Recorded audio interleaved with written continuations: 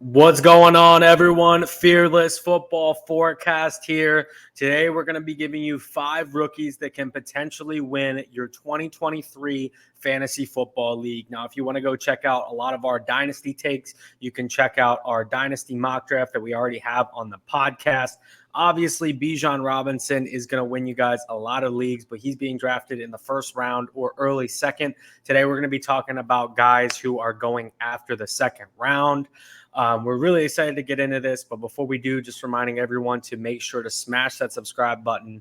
That way you're with us all the time. The first guy we want to talk about is Anthony Richardson, quarterback on the Indianapolis Colts, coming in rookie from Florida. He wowed me a lot in preseason week 1. We have an entire video where we talk about that. I just think he's going to be an absolute force. His floor is still a top 15 quarterback for fantasy just based on his rushing ability, the amount of attempts that he's going to get. As we're recording this episode, we don't know if Jonathan Taylor is going to be there or not. And if he's not, then the amount of rushing attempts for Anthony Richardson is just going to skyrocket. And then his ceiling and his upside is potentially being a top 7 quarterback. They already announced that he's going to be the starting quarterback week 1, which was really my only concern for him as far as this season goes. But yes, he's going to be raw. Yes, he's probably going to have some turnovers. But just on pure output alone, he's going to be a great league-winning quarterback this year. Yeah, I mean, we're both on the Anthony Richardson train, and you could question how he's going to do in the NFL. But you can't question his value for fantasy. I mean, his rushing, as you said, is going to provide such a great floor. And I really do think that I really like Shane Steichen. I think that they're going to be an offense that they have a solid offensive line. If they end up keeping Jonathan Taylor, they have a great running back. If not, even more running for Richardson, I would assume in that scenario, more production on his shoulders. I view Pittman as a number 1 receiver in the NFL. And I think that they're going to score enough to where with his rushing production, even if he does have a bad statistical season, like NFL-wise, like he throws a lot of interceptions, I think that his rushing and rushing touchdowns are going to completely wipe all that off the board. I agree completely. And I think that they actually have him set up with a good amount of weapons outside of Pittman as well. Just looking at Alec Pierce, another great route runner. Yes, he dropped the pass in the preseason game, but that's probably not going to happen when it is regular season.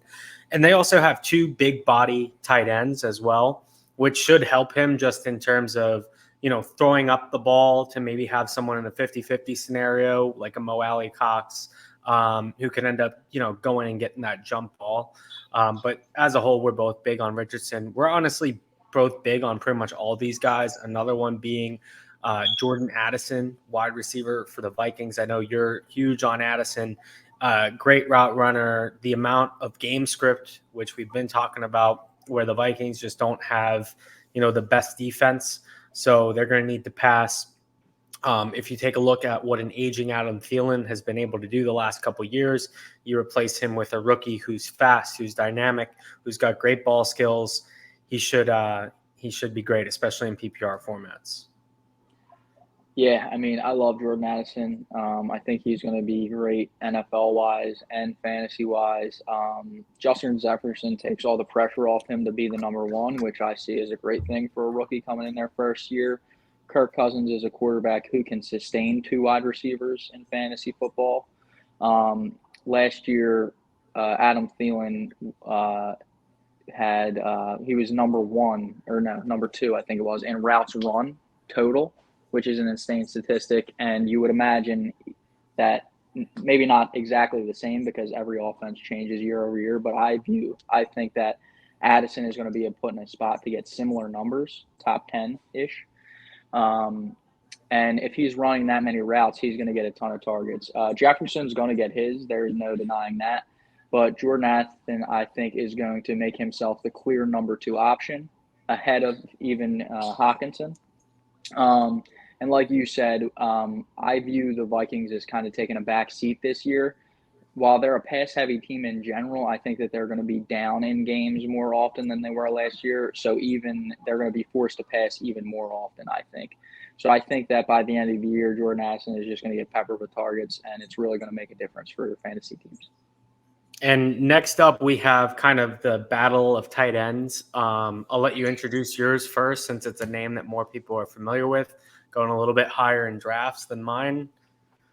Yeah, so Dalton Kincaid, I've actually warmed up to him more recently because you hear it every year, rookie tight ends aren't productive for fantasy football.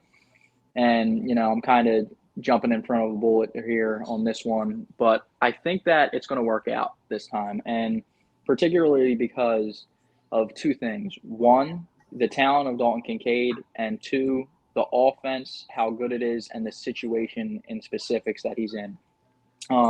He was drafted in the first round, so obviously he's got talent.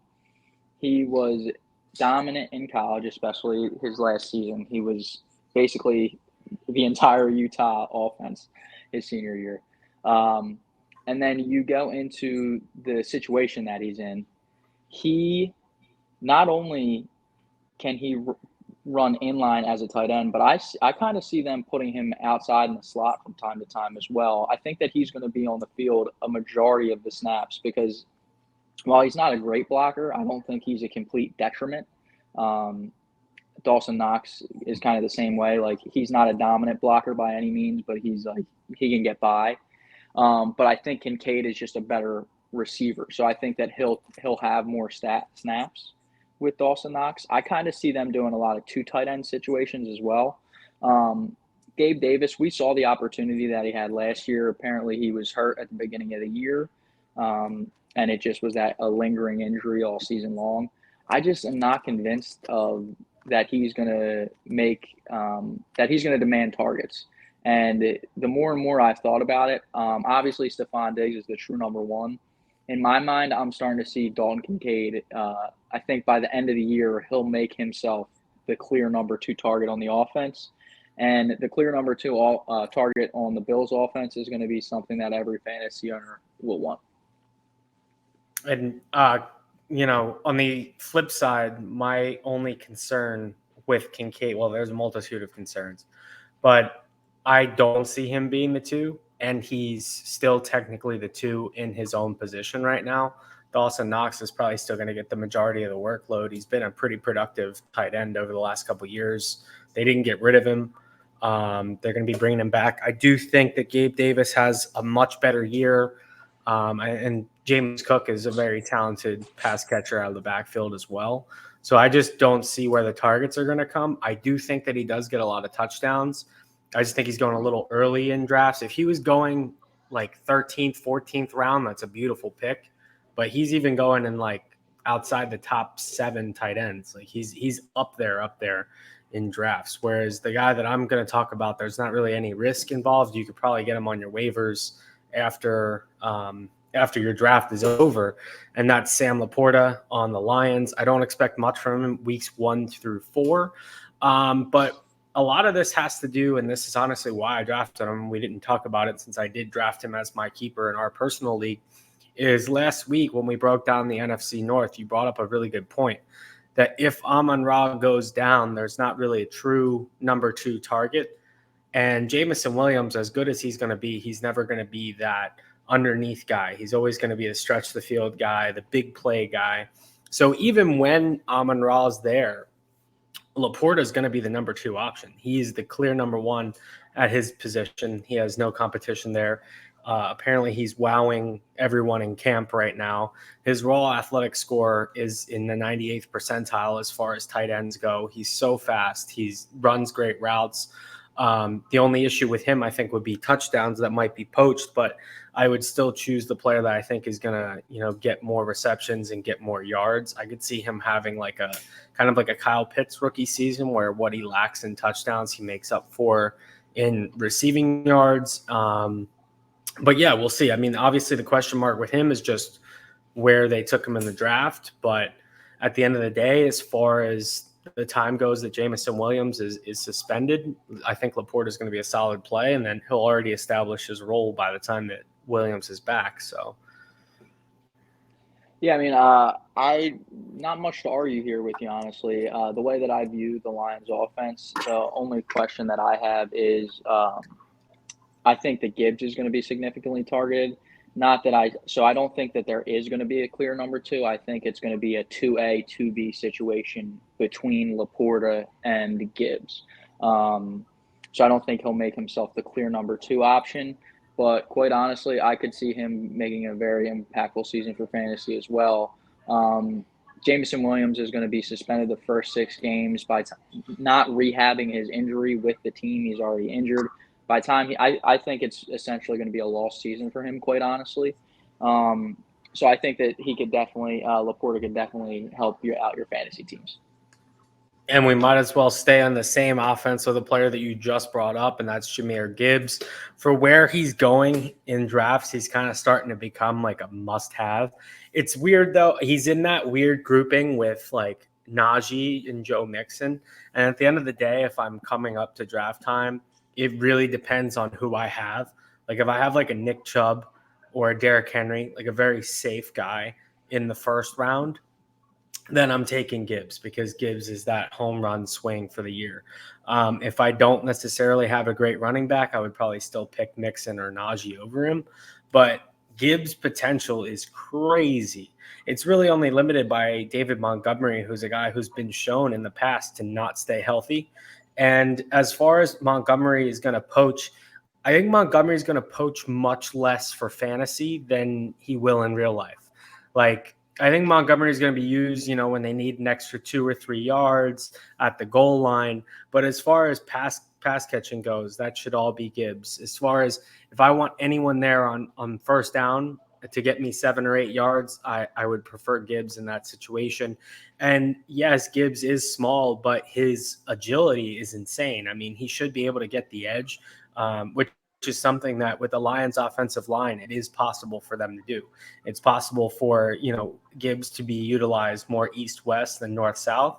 And that's just going to be up to the ability of the Lions offensive line.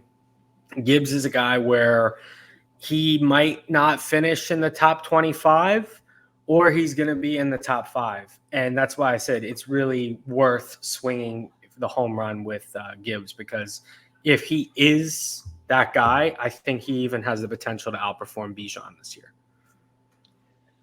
Yeah, so again, completely on board. I love Gibbs this year. One statistic that always blows my mind about fantasy football is a target for a running back is 2.5 times more valuable than a carry for a running back. So while Gibbs isn't going to be a 300 carry guy, I really am not all that concerned. I still think that he'll get a solid amount of touches, 180, 200 rush is in that area, 220, somewhere in that gap, give or take, you know what I mean? And then, like you said, I think that he's going to be very active in the receiving game. I said it while talking to Laporta. I think it's going to be a 2A, 2B situation. Which obviously, Amon-Ra is the number 1 in targets. I think it's 2A, 2B between Laporta and Gibbs. And quite honestly, I'm leaning Gibbs because I feel like Gibbs is, he's going to get a ton of screens. They can put him out wide. They've talked about it. I'm very excited. And like you said, I think that his ceiling is insane. Montgomery is going to get the bulk of the goal line touches, but we even saw it last year. DeAndre Swift still got chances inside the red zone. He still got chances inside the 10-yard line. And I honestly think that Jahmyr Gibbs is a better prospect, and I think that the offensive line this year is the best. That last year was really good too, but Swift was in and out of the lineup injured. So this Lions offensive line has been as good as it's been since, for the past 5-6 years. So I think that, Gibbs could see a little more touchdowns on the ground just by busting a big, long play or actually making a nice cut and scoring an 8-yard touchdown unlike Swift did last year. So I'm really, really excited for Gibbs. His ceiling is through the roof. And make sure to draft these 5 rookies. Make sure to stay tuned with us. We're going to be doing weekly fantasy advice on our podcast. Go check that out on Spotify or on this YouTube channel. We're going to be giving DFS lineups. Everything is about to get in full swing now that the regular season is about to start. We hope to see y'all later, and good luck in your fantasy drafts.